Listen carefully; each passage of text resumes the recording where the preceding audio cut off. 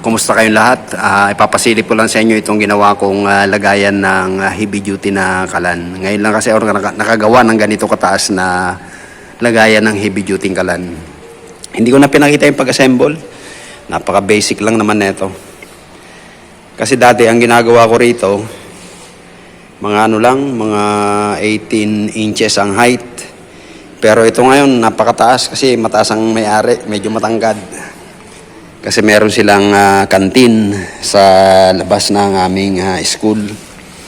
Napakiusapan ako na gawan yung kanyang kalan ng yung kanyang heavy duty ng lalagyan kasi hindi niya nagagamit. Wala kasi siyang mapaglagyan. Hindi naman niya pwedeng ipatong sa lababo. So ito yung heavy duty na kalan na sinasabi ko.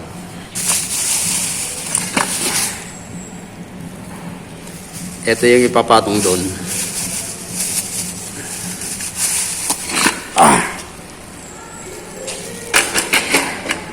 Yan, ganyan ang itsura niyan.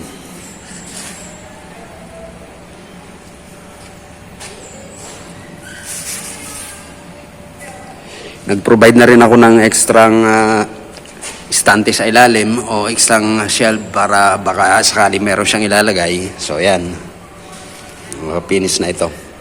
I-deliver na lang ito mamaya. Hindi ko na pininturahan, bahala na siyang magpintura ron. At para magamit niya na rin itong heavy duty niyang kalan kasi matagal na itong naka-stock.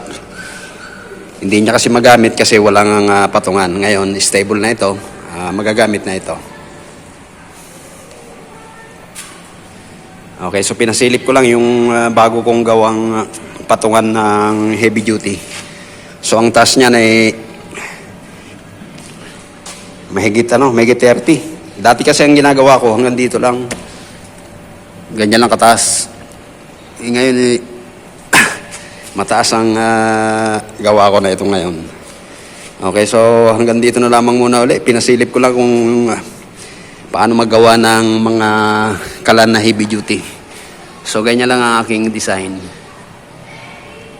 Usually ang kadalasang ginagamit ko rito square bar lang, okay na. Kaya lang para mas heavy duty talaga, mas malakas, tubular ang ginamit ko. 1x1 na tubular. 2mm ang kapal niyan. Then sa taas naman, nagano lang ako ng round bar. Hinulma ko lang sa bilog ng ng ating heavy duty. Then nag-provide lang ako ng kaunting space sa ilalim, mga 2 inches. Then gumamit ako ng plywood na 1/2. Tinornilyo ko na rin para hindi gagalaw-galaw. Okay, so sana magka-idea kayo kung meron kayong mga heavy duty na kalan, pwedeng ganitong style ang gawin ninyo. Para hindi masyadong sagabal. I mean, madaling gamitin kapag may ganitong patungan ng kalan. Okay, so hanggang dito na lamang muna uli. Maraming salamat sa pagsama.